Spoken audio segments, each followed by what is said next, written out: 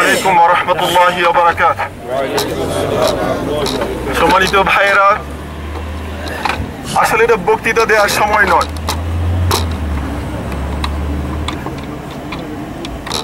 আমি জানি না আপনাদের হৃদয়ে কোন ধরনের অনুভূতি এখন হচ্ছে। একজন জলজন্ত বৃদ্ধ মানুষ, যিনি যার সারা জীবনকে ইসলামের জন্য ওয়াকফ করে দিয়েছিলেন, বাংলাদেশে ইসলামকে নিশ্চিহ্ন করে দেওয়ার জন্য ষড়যন্ত্র করে যারা ক্ষমতা আসীন হয়েছে, তারা তার জীবন প্রদীপকে নিভিয়ে দিয়েছে। সম্মানিত ভাইয়েরা, তারা সফল মানুষ, তারা একটা জীবন যাপন করেছেন আল্লাহর বন্দেগীতে নিবেদিত জীবন।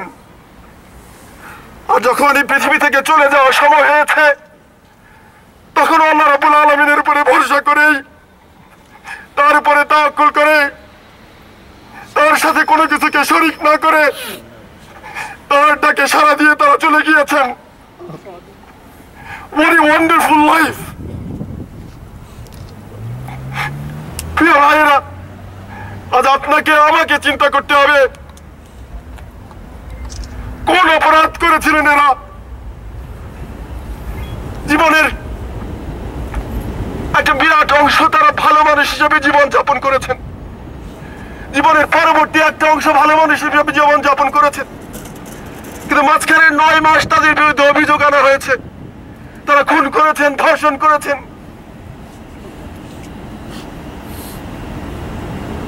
একজন মানুষ যার বিবেক আছে, যিনি তাদেরকে দেখেছেন তাদের জীবনের প্রতিটি পদক্ষেপকে, কি করে তারা তা বিশ্বাস করতে পারে? প্রিয় ভাইরা, মতিউর রহমান নিজামী জামাত ইসলামীর আমির ছিলেন,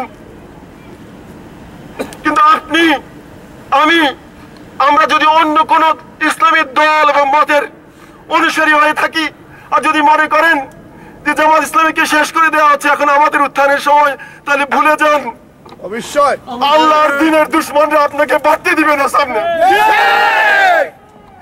আপনি আমি যদি আমাদের দুশমনদেরকে বুঝতে না শিখি, আল্লাহর রাস্তায় ঐক্যবদ্ধ থাকার চেষ্টা না করি, আল্লাহ রাব্বুল আলামিন কাউকে বিজয় দিবেন না।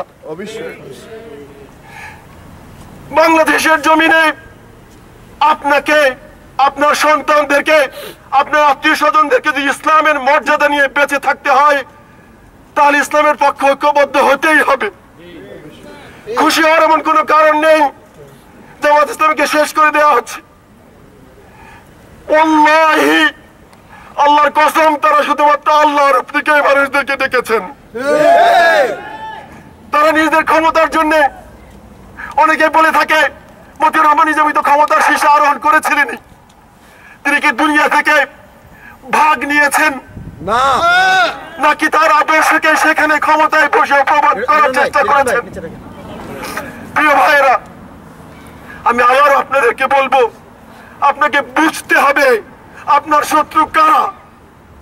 আপনি যতদিন তা না বুঝবেন, আপনাকে বেইজ্জতির এবং জিল্লতির জিন্দেগি যাপন করতেই হবে। বাংলাদেশে ইসলামকে পেছনে ঠেলে দিয়ে আমরা আমাদের জাতীয়তাবাদী আদর্শকে সামনে নিয়ে এসেছি, বাঙালিত্ব বলে বলে। তারপর বাঙালি তালার কাছে কোনো মর্যাদা নেই, আরবত্বের কোনো মর্যাদা নেই, ইংরেজত্বের কোনো মর্যাদা নেই। আল্লাহ তাআলার কাছে মর্যাদা হচ্ছে কে আল্লাহর বান্দা হিসেবে জীবন যাপন করেছে, তারপর সে উপরে মৃত্যুবরণ করেছে। নিজামী সাহেব এবং তার সঙ্গীরা সে পথে থেকেই জীবন যাপন করেছেন এবং সেখানেই তারা মৃত্যুবরণ করেছেন। ৭১ বছর বয়সের এক বৃদ্ধ মানুষ বিছানায় ছটফট করে তিনি মরতে পারতেন, কিন্তু আল্লাহ রাব্বুল আলামিন তাকে মর্যাদা দেবেন বলেই আল্লাহর দ্বীনের শত্রুদের হাতে তার জীবন সাঙ্গ করেছেন। ওমা নাকামু মিনহুম ইল্লা আন ইউমিনু বিল্লাহিল আজিজিল হামিদ। আল্লাহ তাআলা বলেছেন তাদের আর কোনো অপরাধ ছিল না, তাদের অপরাধ ছিল শুধু এটুকু যে তারা ঈমান এনেছিলেন মহাপরাক্রমশালী আল্লাহ তাআলার উপরে। প্রিয় ভাইয়েরা, আমরা আশা করি এবং আমরা বিশ্বাস করি আল্লাহ তাআলা মতিউর রহমান নিজামী এবং তার সাথীদেরকে ডেকে বলছেন, ইয়া আইয়াতুহান নাফসুল মুতমাইন্না ইরজিই ইলা রাব্বিকি রাদিয়াতান মারদিয়া ফাদখুলি ফি ইবাদি ওয়াদখুলি জান্নাতি। আল্লাহ বলছেন, হে প্রশান্ত আত্মা, ফিরে আসো তোমার রবের দিকে সন্তুষ্ট হয়ে এবং সন্তুষ্টকারী হিসেবে, আর প্রবেশ করো আমার বান্দাদের মধ্যে আমার জান্নাতে। প্রিয় ভাইরা, তারা সাকসেসফুল। আপনাকে আমাকে আবারও ভাবতে হবে, আমরা কি সফল হব জীবনে?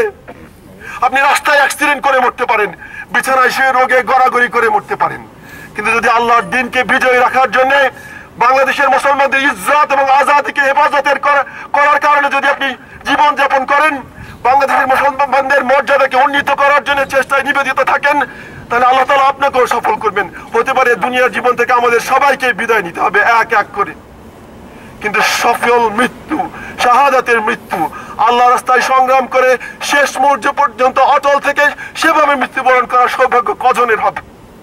আমরা আল্লাহ তাআলার কাছে দোয়া করি যেন আমরা সে মর্যাদা লাভ করতে পারি।